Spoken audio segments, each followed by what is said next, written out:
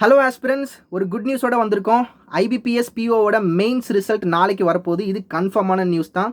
So இதோட link வந்து பார்த்தீங்கன்னா நம்மளோட சிஏ பரிதாபங்கள் குரூப்பு, இல்லை நம்ம ஆஸ்பிரன் டிஸ்க் சேனல், ஈவன் கைட்லியோட main Telegram channel, code for bank exam channel, இதெல்லாம் நம்ம போட்டிருப்போம்.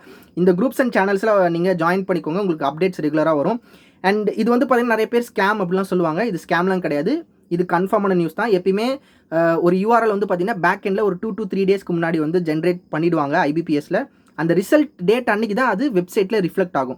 ஸோ இப்போ வந்து பார்த்தீங்கன்னா அந்த யூஆர்எல் ஜென்ரேட் ஆகிடுச்சு. ஸோ கண்டிப்பாக நாளைக்கு வந்துடும். இன்னொன்று வந்து பார்த்தீங்கன்னா நோட்டிஃபிகேஷனில் December/January கொடுத்துருப்பாங்க. ஸோ இதில் மெயின்ஸ் ரிசல்ட் வரும்னு.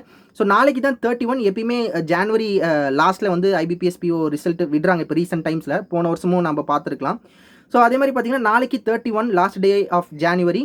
ஸோ கண்டிப்பாக நாளைக்கு ரிசல்ட் வரப்போகுது. ஸோ ஃபெப்ரவரியிலேருந்து இன்டர்வியூ இருக்க போகுது.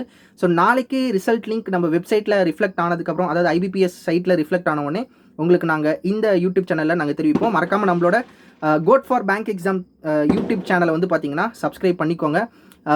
ஸோ ஒரு குட் நியூஸ். ஸோ நெக்ஸ்ட்டு நம்ம ரிசல்ட் வந்ததுக்கப்புறம் உங்களுக்கு ரிசல்ட் என்ன அப்படின்றத எங்களுக்கு சொல்லுங்கள். So take care, have a nice day, good night.